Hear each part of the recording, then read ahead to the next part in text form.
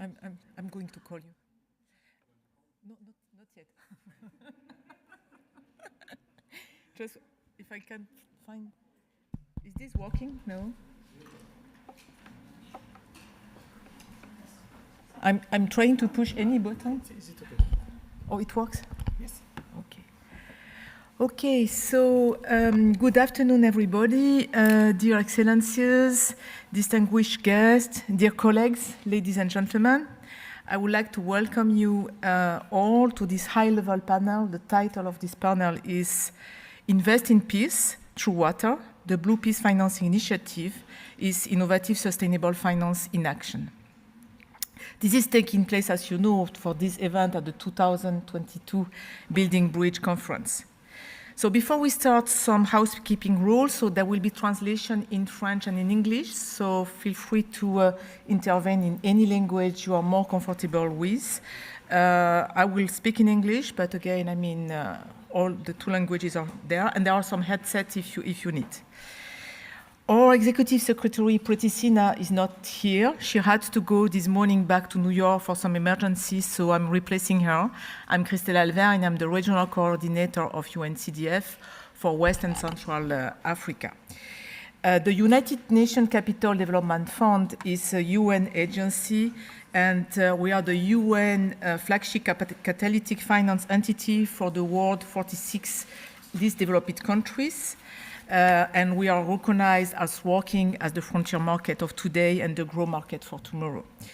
The UN has estimated that the world will need to spend between 3 trillion to 5 million annually to meet the Sustainable Development Goal, as you know.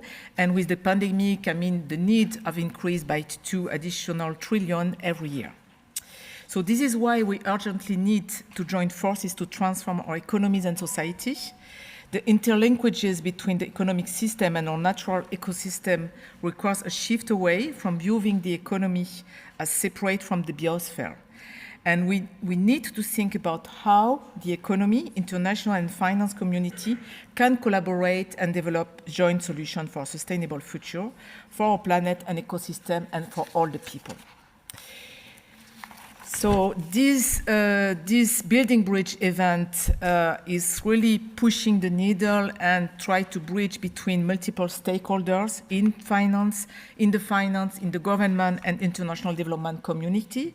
And this is why this Building Bridge conference is crucial and being a connector of bridge builder between the finance and international development worlds. Ourselves, you're there today, hosting this event together with our partner, the Swiss Development Agency. Thank you, Christian, for being here, and the Gambia River Basin Organization. Thank you, Mr. Fofana. So in today's panel, we will not only reflect on and discuss about challenges and opportunities, but we also will present some innovative solutions and how we can work together across sectors, government and generation, in order to create more sustainable economies and ecosystems, as well as peaceful societies. So with this, I would like to open this panel by giving the floor to Ambassador Christian Frodriger. Christian Frodriger is the Vice Director General and Head of Thematic Cooperation at the Swiss Agency for Development and Cooperation for his opening remark. Christian is leading the 7th thematic session of SDCs, working toward the fulfillment of the 2030 Agenda for Sustainable Development. And before joining SDC in 2019, Ambassador Frodriger worked at the International Committee of the Red Cross in a number of fields and headquarter positions, as well as the private sector. So, dear Christian, the floor is yours.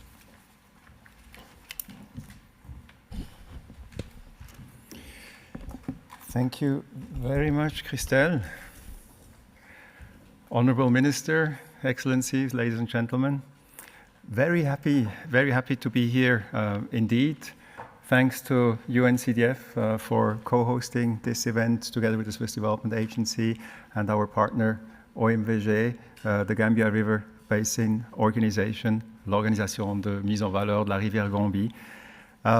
It's quite extraordinary to be here today because this is a conversation which started several years ago, which became much more concrete at the World Water Forum in Dakar this year in March, where we sort of sat together and thought, well, this innovative financing instrument, we have to bring it to Geneva.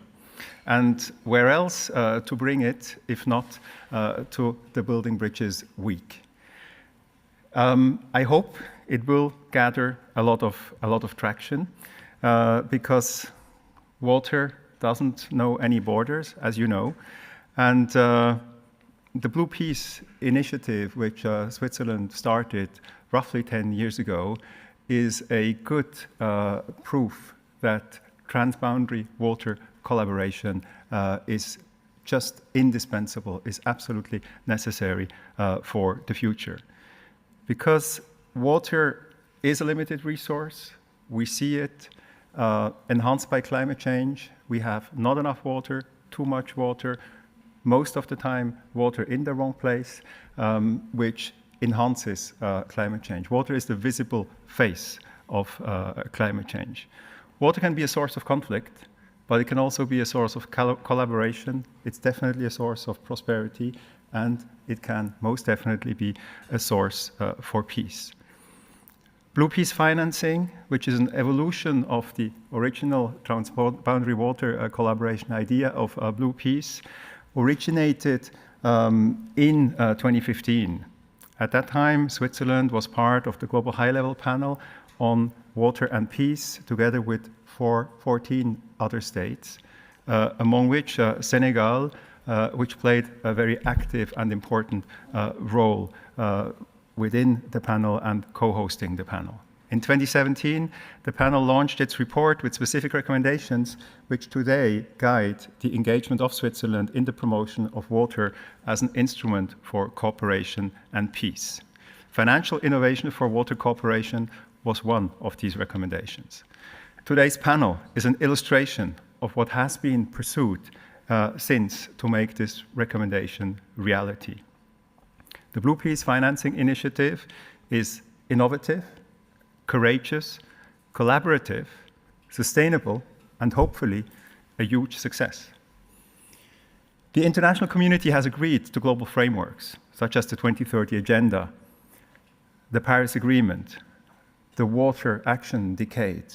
We actually have an important conference in New York next year in March, in the middle of the Water Action Decade. These frameworks are dedicated to promote development in a balanced way, economically, socially, and environmentally. By mobilizing sufficient financial resources, we would be able to achieve these goals. However, we're nowhere near, and we've heard it again, we're nowhere near achieving the goals. The gaps are staggering. Christelle mentioned them, 3 to 5 billion. The jump from 3 to 5 trillion due to the COVID crisis and the latest crises. So 3 to 5 trillion missing every year in order to be able to achieve the SDGs. Public, institutional, typical ODA, official development assistance funds, will never be sufficient. So we need to crowd in, and we've heard this again and again over the last few days, crowd in private funding, private finance massively. But not only crowd it in, but also direct it to where these funds are most needed. But investments and innovative financing alone will not be enough.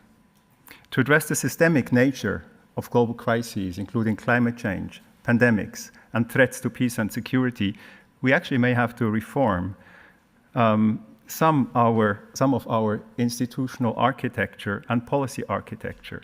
And most definitely, we have to look at our financial ecosystem. We have to shift towards longer-term investments with a deep, basic precondition of sustainability.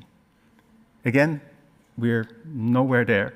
If you look at the stock markets in the last 10 months, the sustainability portfolios have gone down, and the fossil fuels and weapons portfolios have gone up. So the incentives are not right, the system is not quite right, but as in every crisis, there is a massive opportunity. And I think we should seize this opportunity.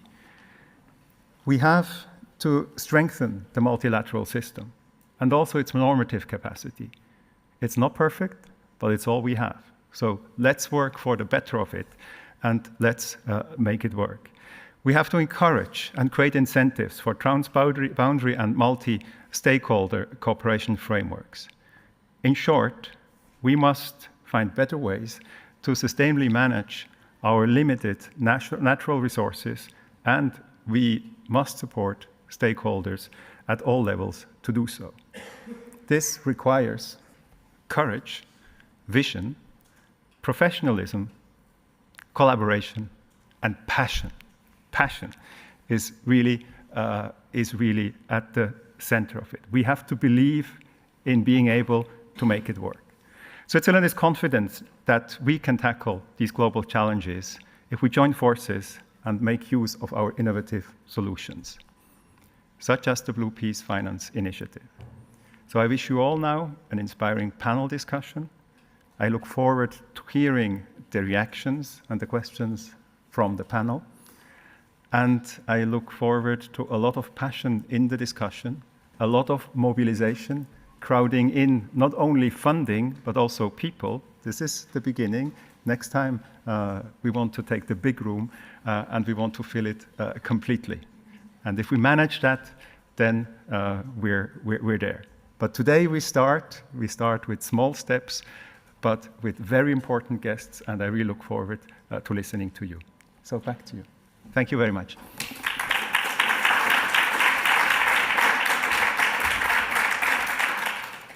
Thank you very much, Christian, for this very powerful introduction. I mean, you set the stage and you explain where we come from the water diplomacy to the financing instrument and the needs that are real. And now we will talk about the challenges. So, I mean, this is my pleasure to invite to the stage Mrs. Ronnie John Manja, Her Excellency. Could you please come and sit on the stage? Thank you. So Miss Ronnie John Manga is Minister of Climate Change, Natural Resource of the Republic of Gambia. And I will invite also Mr. Lansana Fofana, also on the stage. And Mr. Fofana is High Commissioner of the OMVG. And with this, we will start the first part of our panel, where we will go into details in what are the challenges. So, Her Excellency, Mrs. Ronnie John Manga, you have traveled from the Gambia. Gambia, as some of you may know, is known as the smiling coast of West Africa. So, Her Excellency has broad experience in different fields, including health and social development. And after her position as governor, in May 2022, she was appointed as Minister of Environment and Climate Change and Natural Resource, of the Republic of Gambia. So, Her Excellency, I would like to ask you two questions. So first, from the perspective of the country in West Africa region, could you tell us what are the challenges and opportunities that you see in terms of transboundary water cooperation? That's the first part of the question. And then the second part, the region of West Africa is known as pioneer in transboundary water cooperation. So what can other countries learn from the region experience? So the floor is yours for 7 minutes, Her Excellency. Thank you. Good afternoon to all of us here present. Good afternoon, Christiana, and our main host, the Swiss government. And thank you for the invitation. I think we are in the right place today. We're here to discuss to recover from the long-standing challenges which has been holding us back to achieve our sustainable development goals. The challenges that we have is one thing. The main is the difference in our interests. We have diverse political interests, we have diverse economic interests, and therefore pulling resources together to meet up in one basket to achieve a single goal is always challenging. One, in a delay, and secondly, the muscle to be able to attract the funding is also challenging. That's not only the challenge that we are confronted with, especially in the case of the OMVG. but the main is being able to justify the return in investment. We're dealing with a natural resource that doesn't only have the accountancy return, but the economic value, the livelihood that it will change. These are things that are difficult to quantify. Therefore, it is difficult to convince justifiably as to why any other person or a country in itself should invest in it. The opportunities, I guess you asked that. The opportunities are when we come together to target one object as our core mandate, it blends the peace in between us. And that is exactly what is happening now. We are seeing OMVG as an example having 4 countries coming together to sit in a one table to discuss issues of concern. The solidarity bit is there. And again, it is going to build on our strength to be able to attract international financing. I think why I'm saying this is up for discussion is it has been long overdue when we are thinking of how to develop our nation socio-economically, but the finance has never been there. So that is why I adore the first speaker saying that we've started, but it's as if we have not even moving because the fundings are not available. So without the funds, there is no hope that we're going to achieve the Sustainable Development Goals. And having the opportunity, it is up for us to use it innovatively. The OMVG has been set up for almost more than 40 years now. A lot has been done, but a lot more needs to be done. And that lot more which needs to be done needs finance. The finance is what we need. But now that we are battling with the uncertainty of climate change, unprecedented rustle in our economic budgets, the Russia war is here, inflation is there, choking our throats. Are we going to forgo them and invest in something that is having more general interest outside your boundary? So that being the case, having a collaboration outside is something that will really help. We are looking forward to whatever is going to come from this, especially led by the UNCDF, which is a household name in almost all these 4 countries, and the Gambia specifically. We're going to look forward to be able to join heads together to overcome those challenges, to build on the opportunities, to get the finance, innovative financially, bridge the gap, make sure that we use the resources and accommodate the general interest of the sovereign countries. Thank you. Thank you. Thank you very much for, this very positive and, interesting perspective. As you said, the diversity and the solidarity is important. The finance is missing, the appropriate finance. So I'm sure that Mr. Fofana has also something to add on the OMVG perspective on that. So it's my pleasure to welcome you, Monsieur Fofana. Monsieur El Hadj Lansana Fofana est le High Commissioner, le haut commissaire de l'OMVG, de l'Office de mise en valeur du fleuve Gambie. Il a passé sa carrière à travailler en fait en République de Guinée dans le secteur de l'eau et de l'énergie.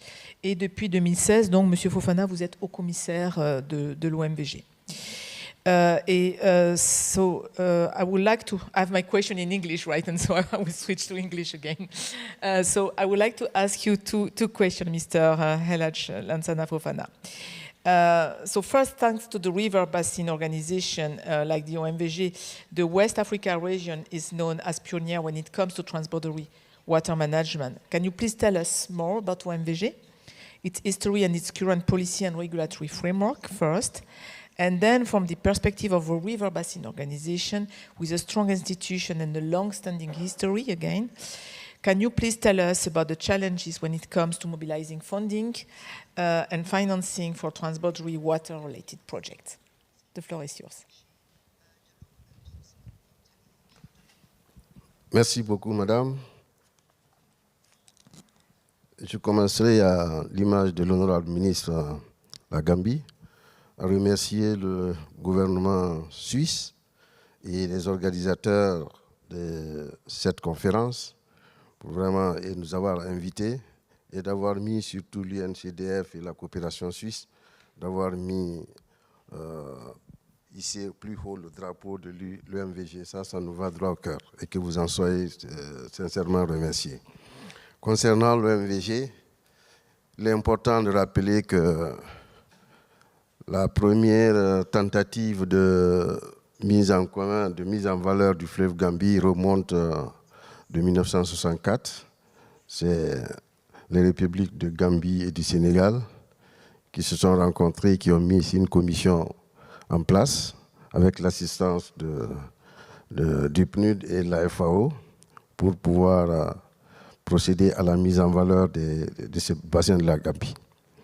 Donc cette commission a travaillé et après il s'est avéré la nécessité de mettre en place un organe permanent qui puisse s'occuper, une institution permanente qui puisse s'occuper de la mise en valeur du fleuve Gambie. Et c'est ainsi qu'en 1978, sur l'initiative de leur Excellence Feu Daouda Kairaba Diawara et Feu Senghor, les conventions relatives au statut déclarant le fleuve Gambie comme fleuve international et les conventions portant création de l'OMVG ont été adoptées et signées le 30 juin 1978 à Kaolack. Et compte tenu de la pertinence de la vision de ses pères fondateurs, les deux autres pays, la République de Guinée a adhéré en 1981, en juin, et ensuite en 83, en juillet 83, la République de Guinée-Bissau a adhéré à l'OMVG. Suite à l'adhésion de la Guinée-Bissau à l'OMVG, les conventions ont été étendues. La différence des autres organismes de bassin ont été étendues à deux autres bassins fluviaux, qui sont le Kayanga-Jeba et le Koliba-Kourbal. Et donc, ça a été, l'OMVG gère 3 bassins fluviaux, à la différence de plusieurs autres organismes de bassins. Donc, c'est extrêmement important. Et une institution donc, a été mise en place, donc le Haut Commissariat de l'OMVG. Et aujourd'hui, les instances de l'OMVG sont d'abord la conférence des chefs d'État, qui se réunit 2 fois chaque 2 ans pour définir les grandes orientations politiques et à l'intention du Haut Commissariat et des conseils des ministres. Il y a un conseil des ministres qui est l'organe de décision, c'est le conseil qui adopte le programme d'activité et le budget annuel du Haut Commissariat. Et le Haut Commissariat est l'organe d'exécution de toutes les décisions de la conférence des chefs d'État et du Conseil des ministres. Après le Haut Commissariat, nous avons donc la commission permanente de l'eau. Cette commission elle est extrêmement importante.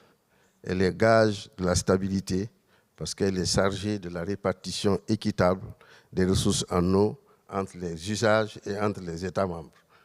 Et aussi, il y a le comité ad hoc consultatif des bailleurs de fonds. Voilà les structures qui s'occupent de la gestion de l'OMVG.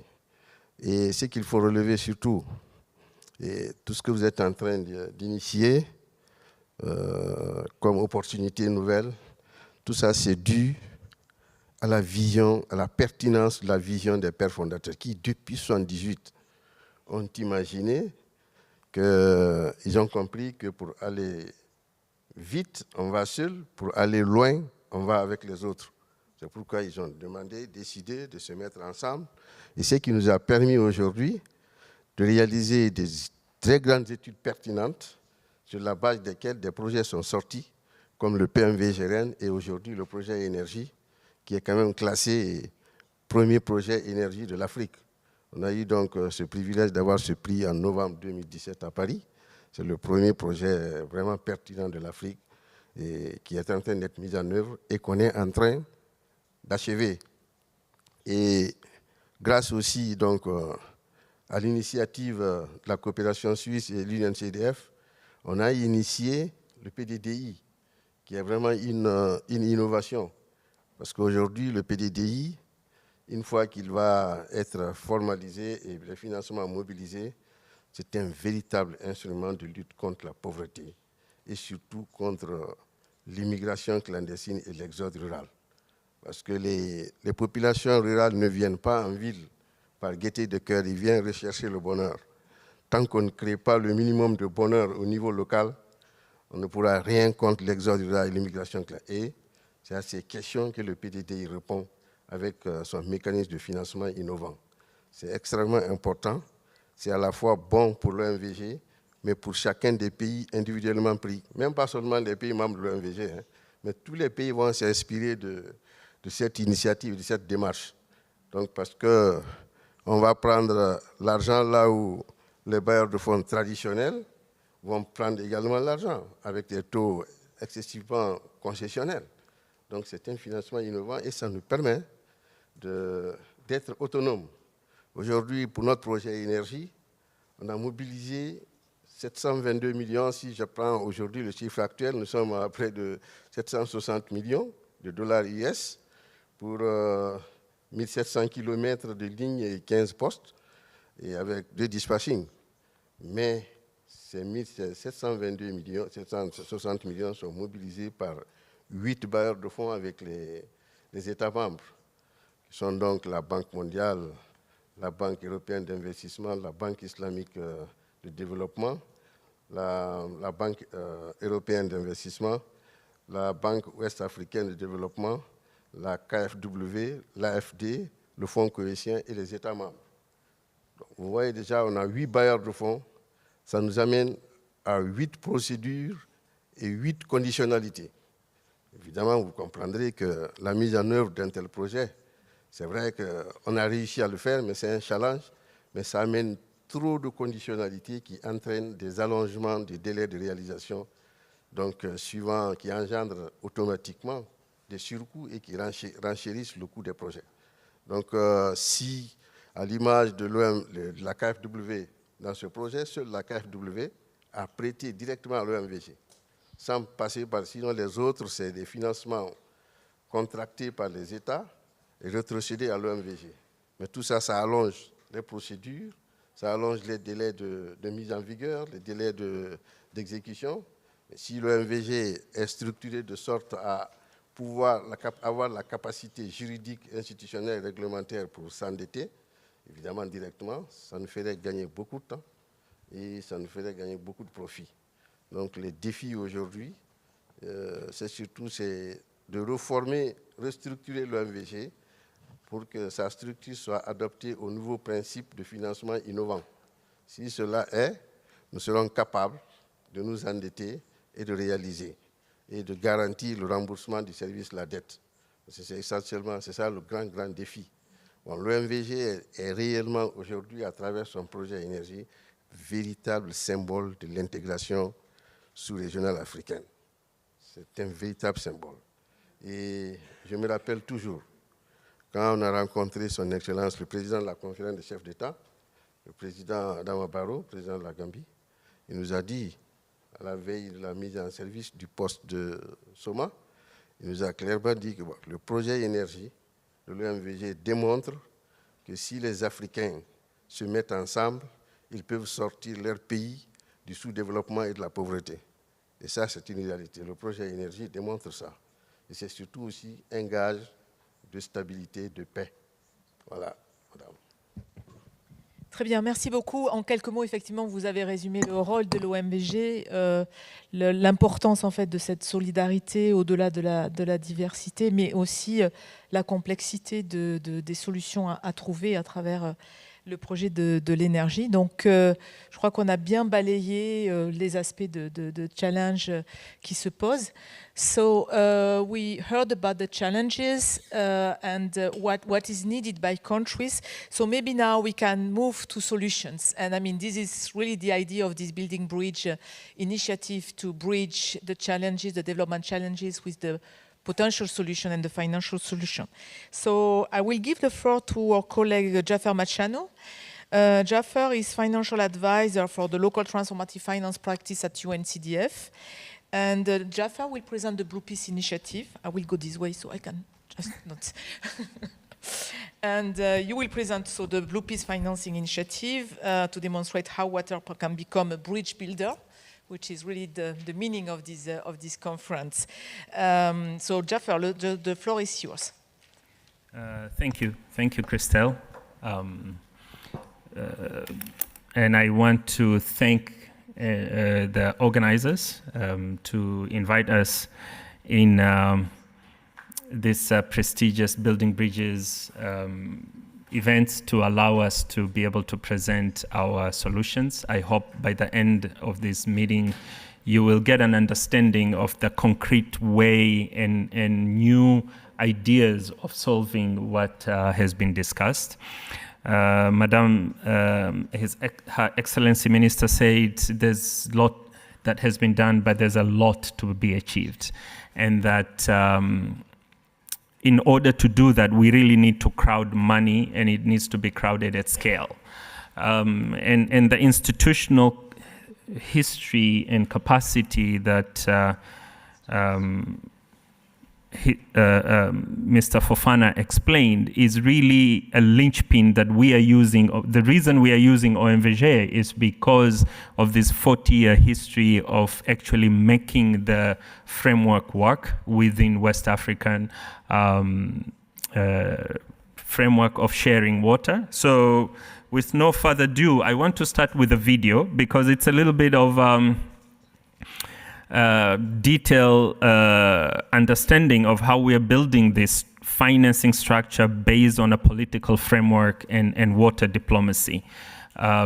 So maybe we can start with a video and then we will go into the presentation. Over to you.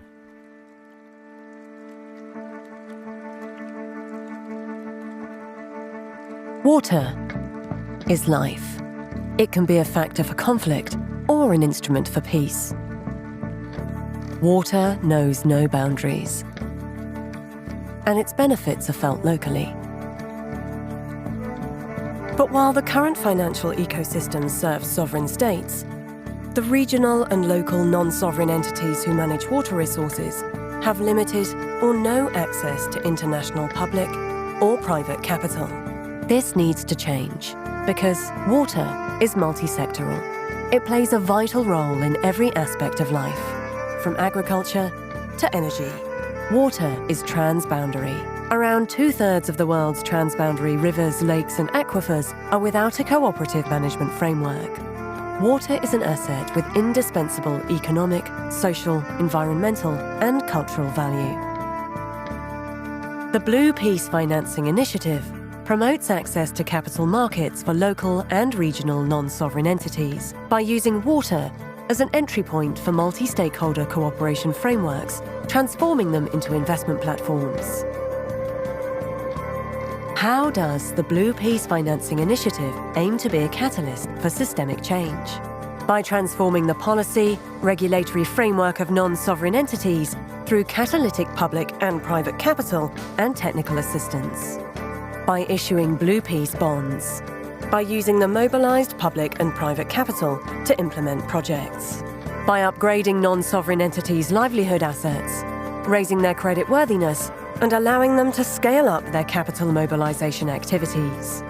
Who wins? Regional and local non-sovereign entities. Regional organizations and local governments get access to a financial mechanism to implement cooperation frameworks for the sustainable management of shared resources. This in turn reduces the risk of tensions and conflicts over these shared resources, paving the way for a peace dividend. Local communities.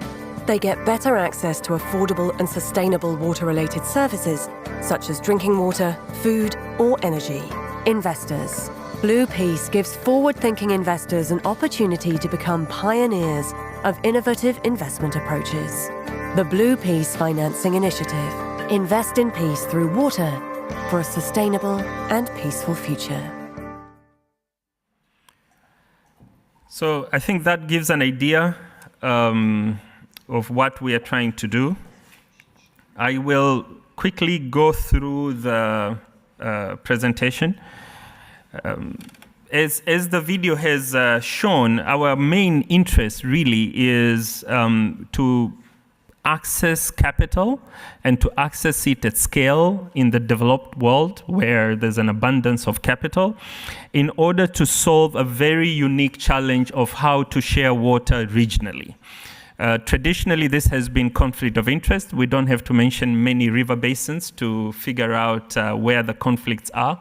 But actually, it's a really huge opportunity.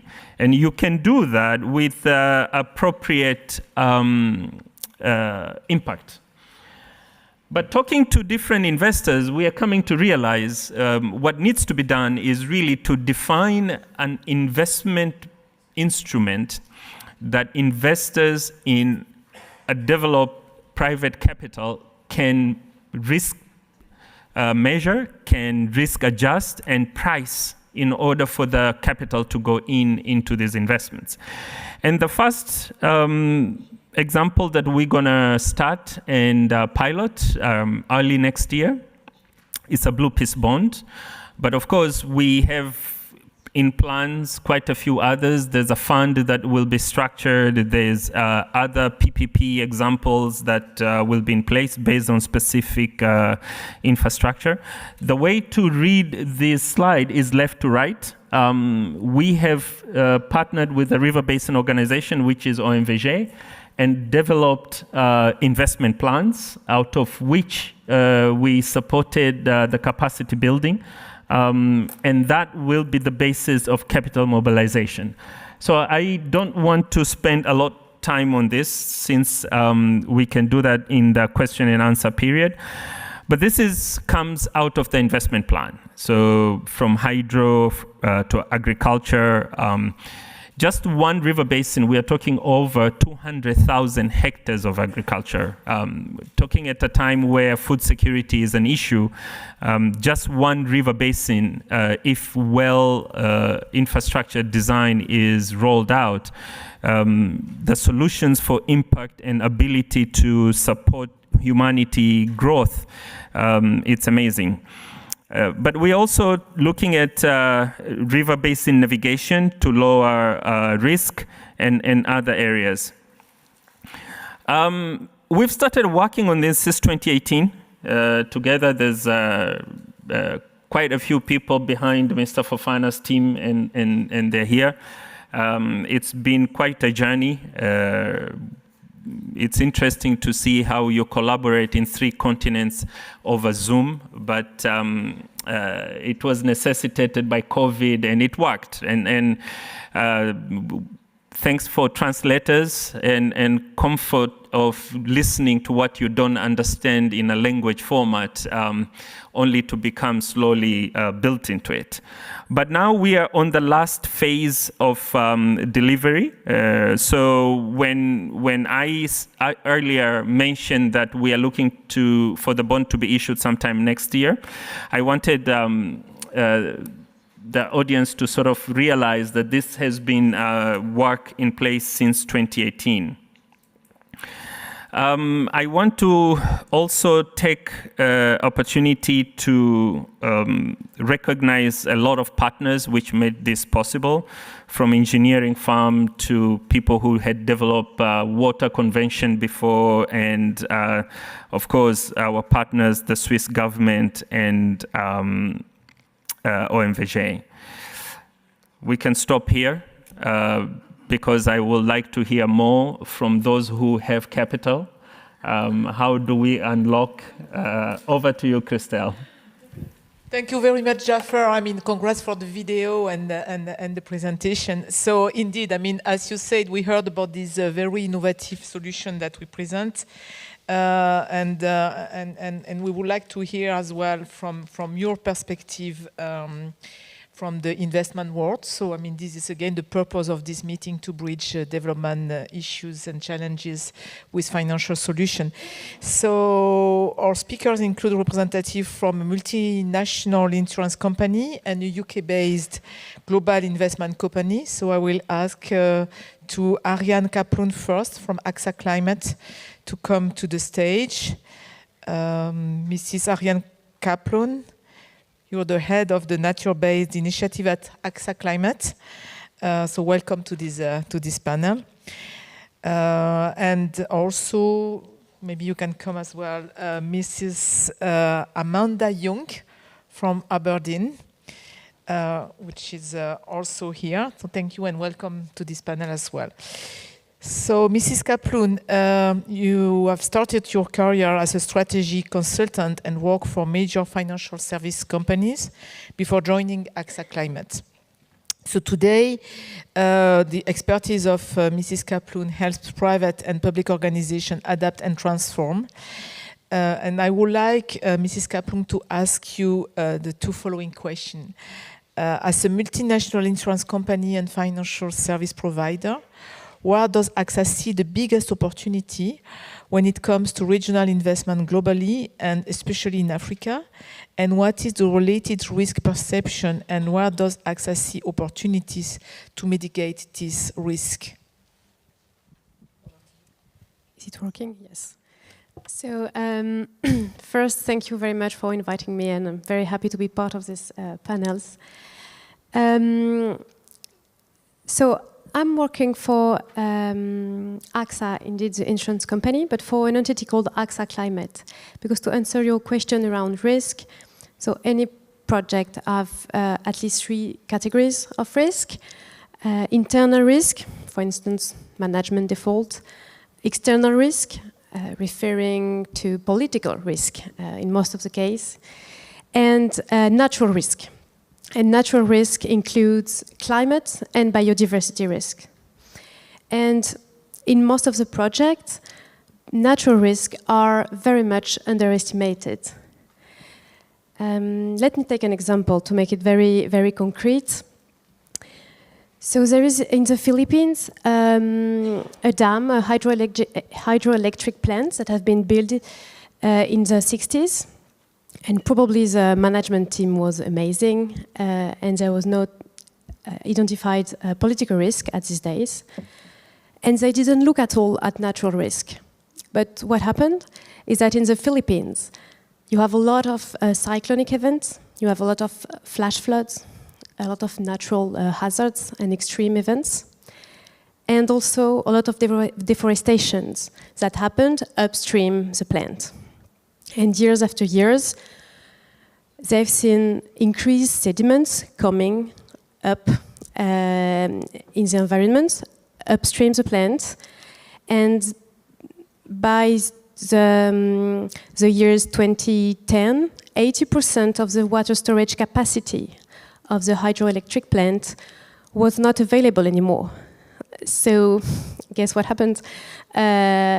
Extremely higher maintenance costs to drag all the sediments, even an interruption of activities, and no as much energy as planned. So this is just to illustrate that today we do believe that climate and biodiversity risk have absolutely to be taken into account for any kind of project. And one last thing, as a climate insurer, our former CEO used to say that in a world with a +4 degrees, it won't be insurable anymore. So what we believe is our duty as an insurer is actually to work on advising public and private decision makers on how to reduce their exposure to natural risk, help them understand, help them act, and then only we can insure the residual risk.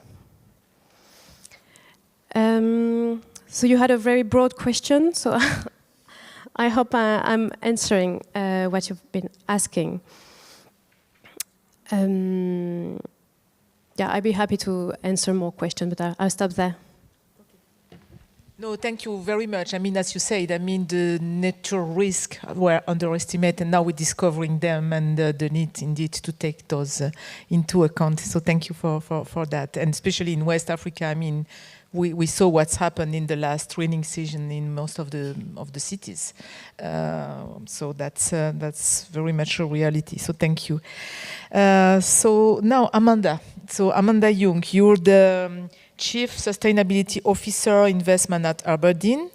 You also chair the FTSE Russell ESG Advisory Committee, and you're Deputy Chair of the Sustainability and Responsible Investments Committee of the of the Investment Association, indeed, of Aberdeen.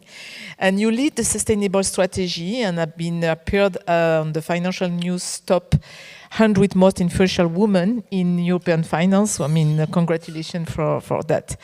So we have two following questions for you. One is, as a global investment company, where does Aberdeen see the biggest opportunity when it comes to regional investment globally, especially in Africa? And what is your perception of institutional investors when it comes to sustainable or climate finance? Thank you. It's delightful to be here with you all today and really exciting to hear about the initiatives that are underway. I've been in the responsible investment industry for 22 years and I've seen such a significant shift in how people are thinking about sustainability and within their investment processes. So that's been a delightful thing, is to see a shift. But I think a bigger shift still needs to happen. And we've already heard today about the fact that with the financial crisis happening this year, with the war in Ukraine, with volatility in markets, inflation out of control, it's made people who say they're sustainable think about what actually sustainable means. So for me, sustainable investment is about the long term. And the way we've done it at Aberdeen is to think about the world's problems. So there are effectively 3 large problems that we need to be thinking about. And problems bring opportunity. And we are investors, we are there to make money for our clients. So trying to identify those opportunities that help solve the problems is obviously something that we're very keen to do. So the first is climate change. We've already heard about actually the risks, but there are massive opportunities for innovative organizations that can help either transition companies away from heavy carbon intensive industries, or help with adaptation, or ultimately help with the solutions that we need to address some of the climate change problems. The second is unsustainable production and consumption. We live in a world where we produce, consume. We cannot carry on doing that because we will not have a world to live in if we do.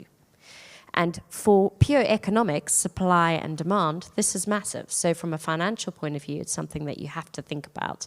We are hitting Earth Overshoot Day. This is the day in the year that we have used all our natural resources, including water, that we can replenish by the end of July. That means for 5 months in the year, this world is using natural resources we cannot replenish. And anyone who has basic maths can work out that that's unsustainable. And the third issue is growing inequalities.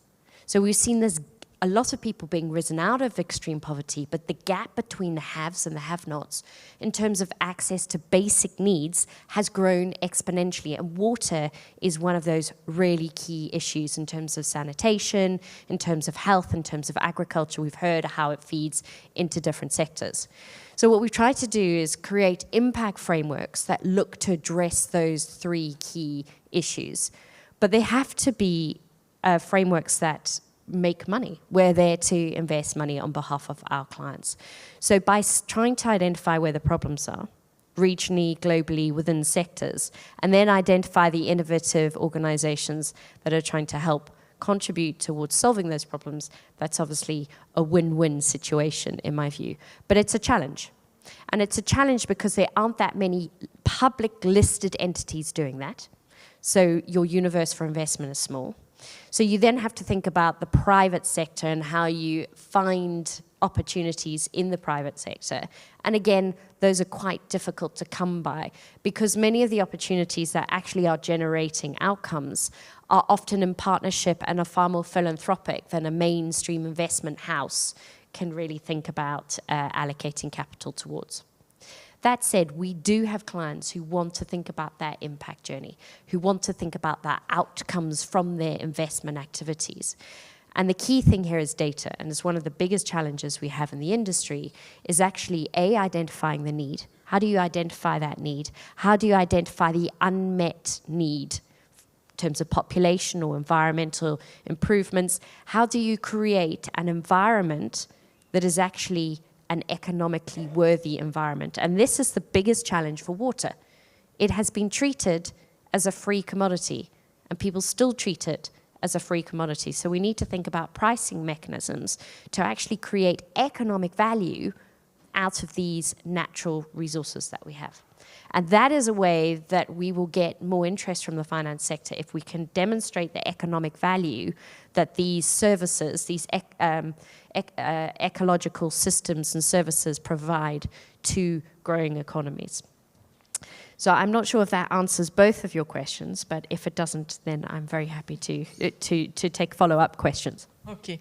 No, I mean, thank you very much. I mean, you raised this issue of identifying the needs, I mean, finding the data, and this is something that we faced as well when we started to work on this PDDI, the Schéma Directeur of OMVG, and also the economic value of water, which is indeed a big issue.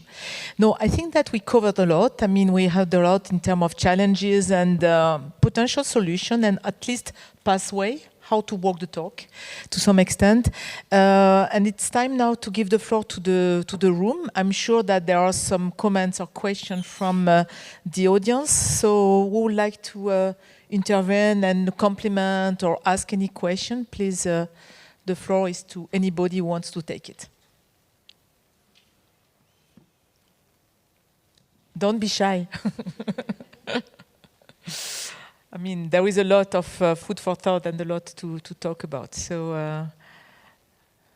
I'm sure that some of you may... Yes, oh, thank you.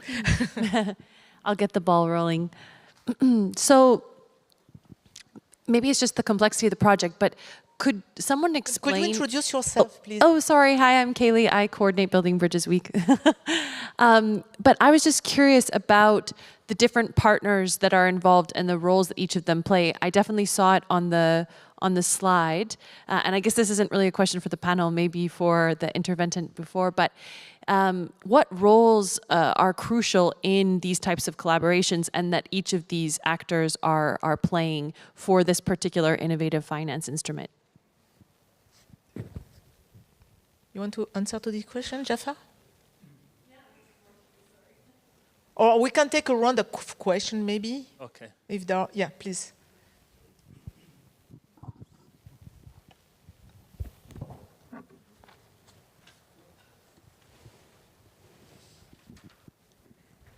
Bonjour à tous. C'est Daouda Sambasso, secrétaire général de l'OMVG. Donc, comme le haut-commissaire l'a dit tout de suite, par rapport aux contraintes que nous avons sur les financements, donc avec aujourd'hui dans le cadre du projet énergie, 8 bailleurs de fonds avec des contraintes extrêmement élevées en termes de satisfaction des conditions de mise en vigueur, également des conditions extrêmement difficiles par rapport au premier décaissement. Le bouclage des financements également, c'est un autre problème. Et également, en termes de procédures, 8 bailleurs de fonds avec 8 procédures également. Donc, vous voyez toutes ces contraintes-là. Maintenant, avec le mécanisme de financement innovant, quels sont les avantages qu'on peut attendre pour quand même, en tout cas, réaliser nos projets dans les délais et dans les enveloppes également consenties à ces projets-là? Je vous remercie. Thank you, Mr. So. Yes, thank you very much. Anyway, I am Riyad Bazi. I'm civil society activist in the UN. I'm former coordination office for NGOs in the UN. I am also on behalf of African coordination NGOs. I'm a environmentalist, but I don't want to share many things. But I have really, I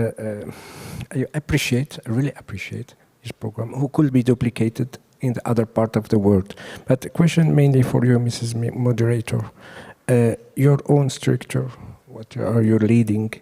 It is, if you can tell me if it is part, because I'm following the UN process on LDCs, if it is a part of the LDC Secretary in the UN, and hopefully maybe there is something, because there was, yeah, you can tell me more, not official representative, but it's okay.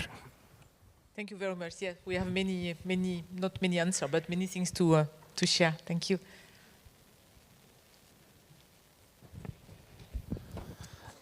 Hi, everybody. My name is Damien. I have a question about the Blue Peace bond. I wanted to know how it was structured and who will be able to purchase it when the bond is launched in 2014. Thank you very much for this very precise question. Maybe we can start to, yes, please, Jafar. I mean, there is this question on the... Because just of time. Yeah. So maybe the first question on the partnership. I will say there's the short-term partnership, which we have shown, which is we were requested by the Swiss Development Corporation as a representative of Swiss government to create the structure, right? And then together we went around the world to look at where is the best place to pilot it, where there's already a framework of cooperation politically that actually makes sense to pilot a financial mechanism, and hence West Africa. Actually, West Africa is in advance even from many other parts of the world comparatively. So this is why we have OMVG. But for us to be able to do that, we needed a private sector capacity, especially in the engineering and technical know-how to map the whole ecological part of the river and the master plans, and thank to the French BRLI, which is partly government-owned but operate privately as an engineering consulting firm. And then there's a capacity building, so there's another technical capacity builder, SCP, and as High Commissioner for Finance mentioned earlier, there's an institutional framework review for it to be able to borrow internationally. So we also partnered with IUCN as our legal advisor to do this. So I call this ecosystem just a short form, because for legal frameworks and water sharing frameworks to work, there's a long history of many bodies that have worked on this to where we are. But now we have to pivot to the market, because now we are issuing an instrument that will allow investment to come in. So there's, you heard Ariane talking about risks, and so there's a whole guarantee credit enhancement piece, which will be different actors. And then, of course, once we are able to do that, hopefully sometime earlier next year, it will be the investor side that will be able to come in. So I don't know if that gives you an idea. It's like 3 or 4 different partners that can come into it. And maybe I can also answer the last question on who can buy. I think mostly the target is institutional investors, just because of the size. The first tranche we are looking at between 300 to 500 million. We are talking dollars/euro. So it will be mostly at least designed for institutional investors, so they can be able to engage. I will leave the other 2 questions in the middle. In terms of UNCDF position in the, go ahead. Okay. Okay, yeah, I mean, in terms of how to replicate and where to replicate, we are indeed in the process of talking to other regional basin organizations to work with. Of course, I mean, each of them is different and the context of each of them is different. So we are working on some indicators and standards to see how to engage with those different river basin organizations depending on their specificity. So that's, and we can talk about that. I mean, also on bilateral discussion. Regarding this LDC group, yes, we are, of course, working with them, and more broadly at UNCDF, because we are supporting access to finance for LDCs across the world, and this is a conversation that we have with the LDC group, so we can also give you more details of what we are doing also in other topics of UNCDF, I mean climate change, women economic and empowerment, digital, etc., etc.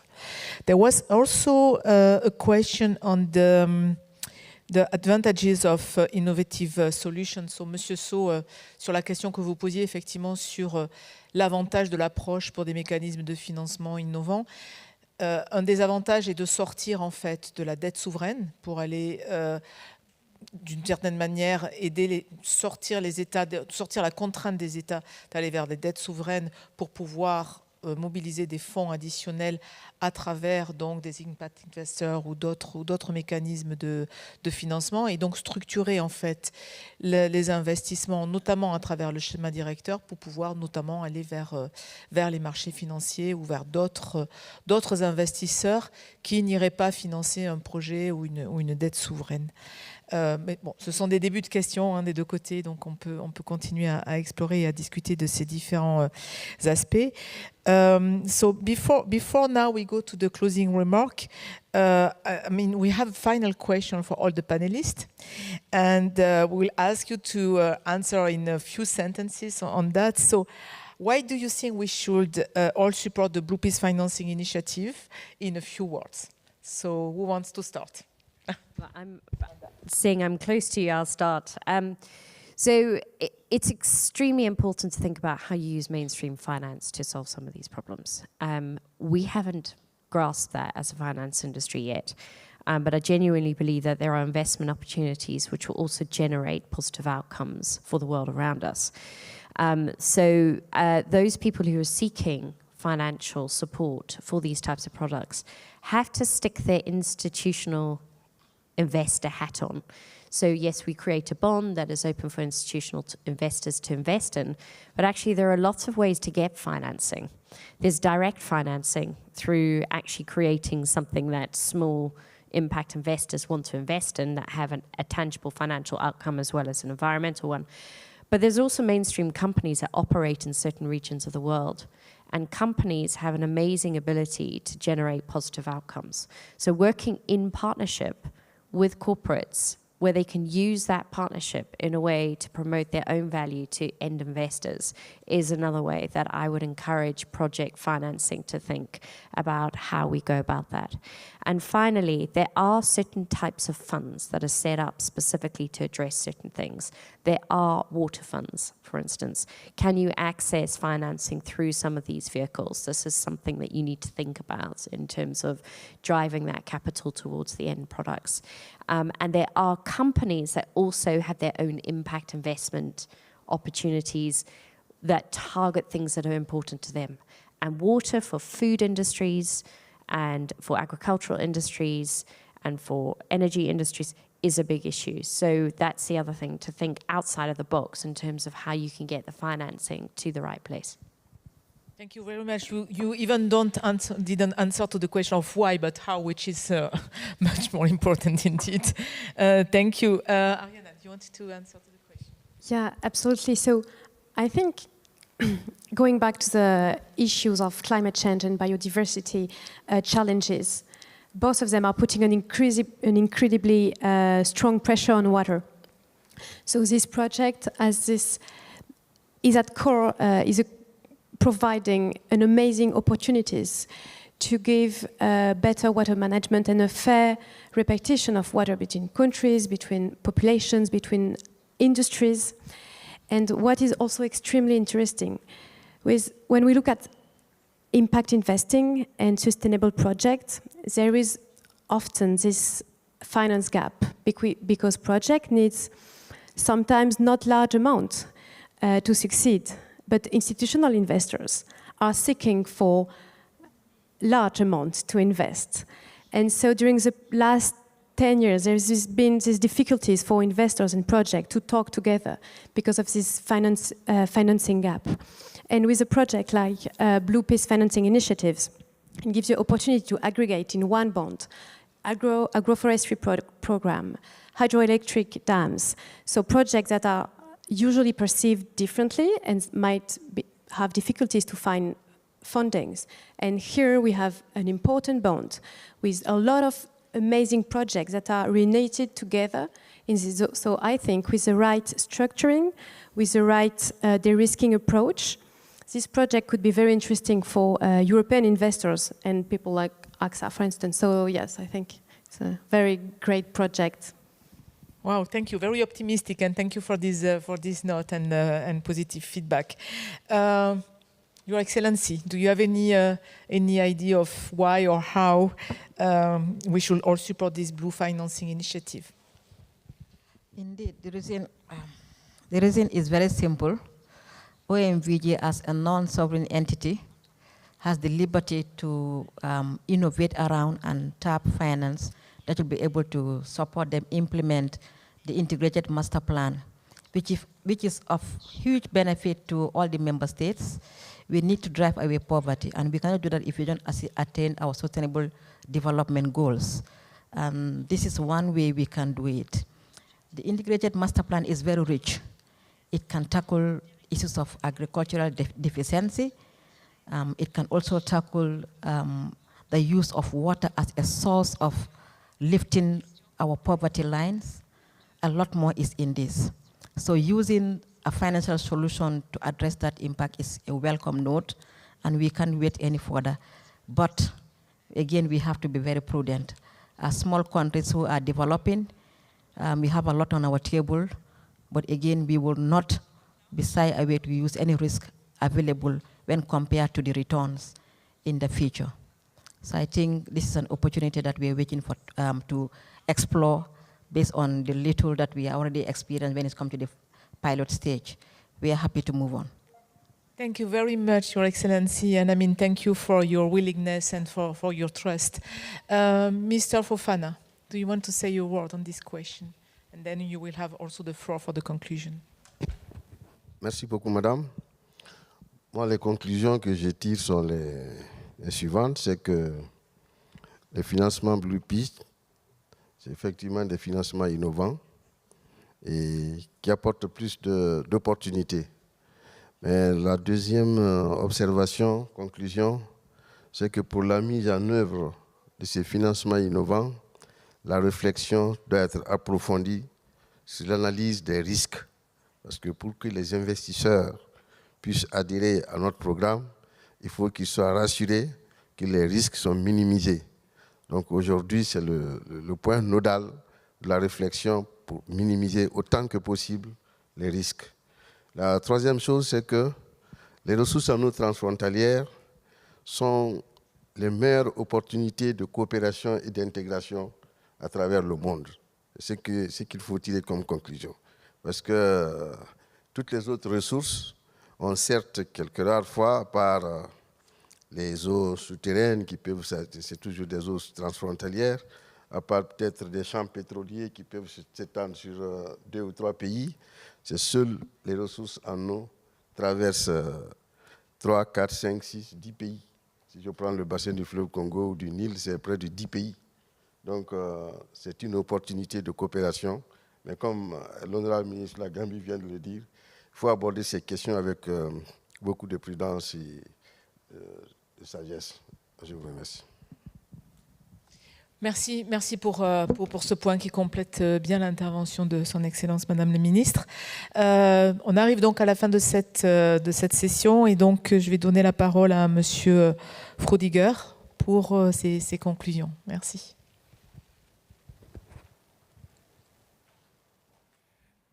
Merci beaucoup. Thanks a lot. Does anybody have a last question? Because you only had one round of questions. We have a little bit of time. Yes, please.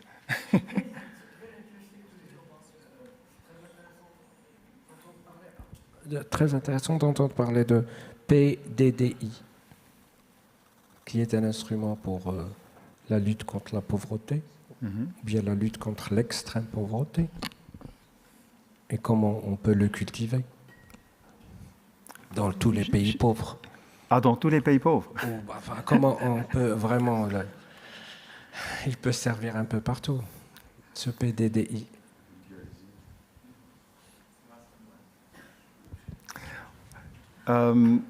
Oui, on est dans un... Comme Jaffer a expliqué, donc on est dans un pilote, mais un pilote à grandeur nature. Hein. Et vous avez vu la dimension du portefeuille potentiellement et des différents types de projets, des différents types d'infrastructures, et puis le bénéfice pour les populations.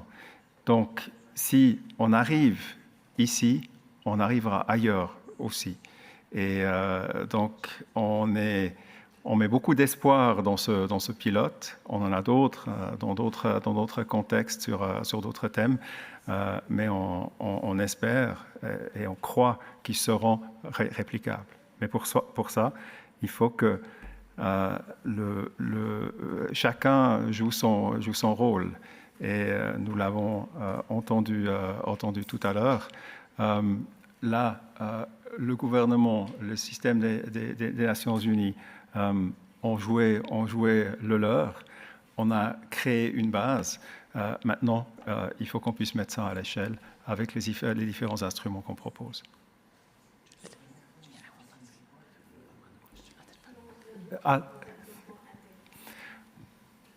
Plan directeur, plan directeur de développement intégré. C'est le schéma directeur. Yeah. Le schéma directeur. No, exactly.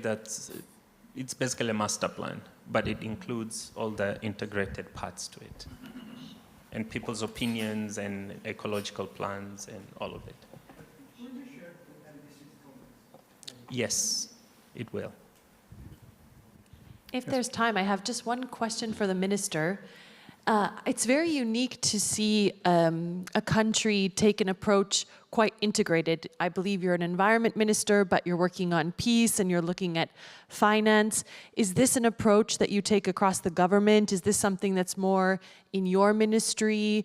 Or, where did you come up with this quite integrated approach to these various issues? It's very SDG aligned, so I'm curious of what the impetus for that was. Indeed, the OMVG, as it is an all-rounder. It supplements all the bottlenecks when it comes to sustainable development. That's why it is a baby when it comes to the sub-region. And Gambia, Senegal, Guinea, and Guinea-Bissau are proud of having this organization. The integrated part is specifically designed, as you rightly mentioned, to attain to sustainable development goals. And if you may look indirectly or indirectly, it attains to all the 17 goals. So nothing is left behind. As a Minister of Environment, now we have realized that nobody can move around without environment. It is an all indicated, specifically important for all of us to be there. So as an environment ministry, a component on the OMVG is energy. And the energy is by virtue on my part. And again, there is some risk aspect when it comes to environment. You cannot use the water without talking about the environment. You can use energy without talking about the environment. That is why the environment ministry is key in this. Thank you. Any other last questions?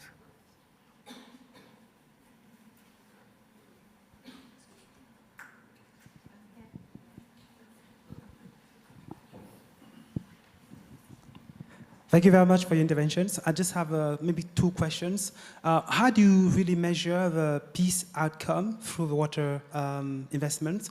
And also, how do you support local small entrepreneurs who are interested in waters, for example, waterpreneur in developing countries?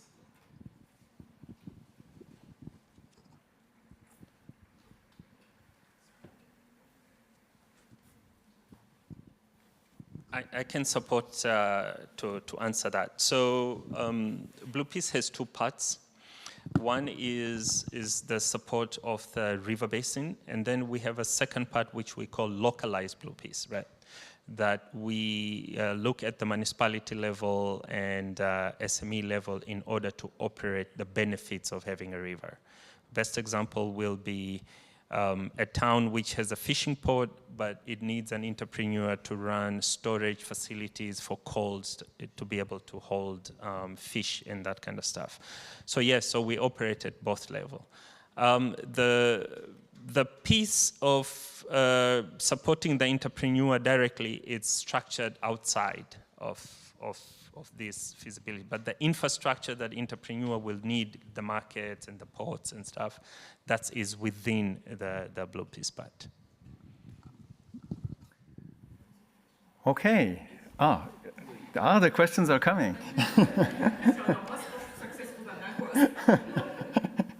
Moi, je suis Maître Lama Albert, conseiller juridique de l'OMVG. J'ai une question et avant de poser la question, je voudrais remercier d'abord tous les panélistes. Et ma question s'adresse, je crois, c'est à Madame Amanda. Et on l'a présentée comme étant membre d'une structure de financement. Et ma question est de savoir, je suis d'abord très heureux qu'elle soit invitée à cette réunion.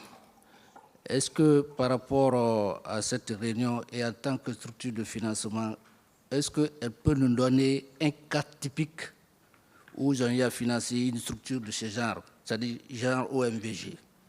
Est-ce qu'il y a eu un cas où une organisation de ce genre a bénéficié d'un financement? Je vous remercie.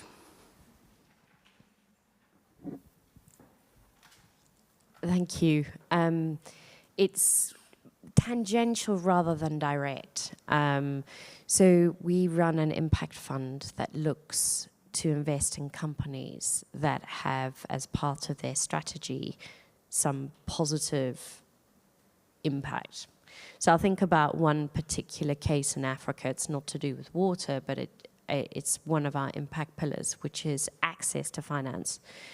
And actually through investing in telecoms companies operating in certain regions in Africa who have developed technology that allows direct banking through mobile phones, an entire financial services industry over the last 6-7 years has been built up through technology. So we are able to demonstrate the outcome of that investment in terms of how many people now have access to banking services through our investment in that company, but it's a publicly listed company. So it's looking for those investments in a fund that have those outcomes. Another example would be far more locally based, and this is a thing that there are some financial organizations, AXA being one, they have their own impact strategy that is looking to generate impact in places like Africa. Unfortunately, we don't have an investment strategy like that, which is very sad, but we don't. But there are other institutions who do, who are looking to invest directly in services on the ground. But we, for instance, invest in forestry in Scotland. Our organisation Aberdeen is Scottish-based, and we invest in forestry in order to provide offsets, carbon offsets, so that our funds can become carbon neutral, because it is a belief that not only is this a good financial investment, we can generate the offsetting mechanisms in order to do that. So that's much more of a locally based investment example. Okay, thank you very much. I know I reopened the box, so I'll be very brief with my closing remarks. Thank you very much, all the panelists, Christelle, Amanda, Ariane, Honourable Minister, cher Monsieur le Commissaire, and of course Jaffer for your inputs. Thanks to you all for being present here today. Again, an important moment. We would like to see you guys not only invest in forestry in Scotland, but maybe in water. And we have seen all the options which are there in the Gambia River Basin. Look, Amanda, you said it quite pointedly. The role of business is to solve societal problems. I mean, it's always good to come back to that. It's not the other way around. The role of business is to solve societal problems. Governments have to create the necessary framework, the necessary policy environments. We have heard it time and again over the last 3 days, governments have to step up. I think we have. We have the governments of the Gambia, of Senegal, of Guinea, Guinea-Bissau, Switzerland. We have the UN.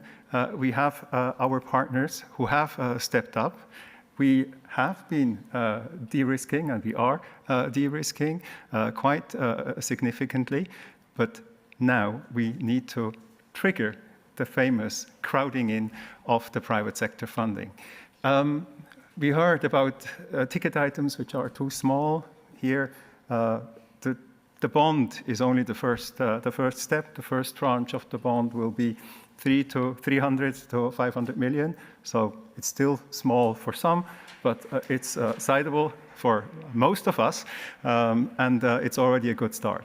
So the onus is now back on all of us here in the room and beyond this room here at Building Bridges. We have to make this work, we want to make this work, and we want to replicate this in other places as well. So thanks to all of you, thanks for having traveled here. It's an absolute privilege to work with you at OMVG in the riparian countries. Thanks for all your investments, and thanks to all of our partners. And I wish you a very nice rest of the day, and if you're looking for an investment opportunity, here it is.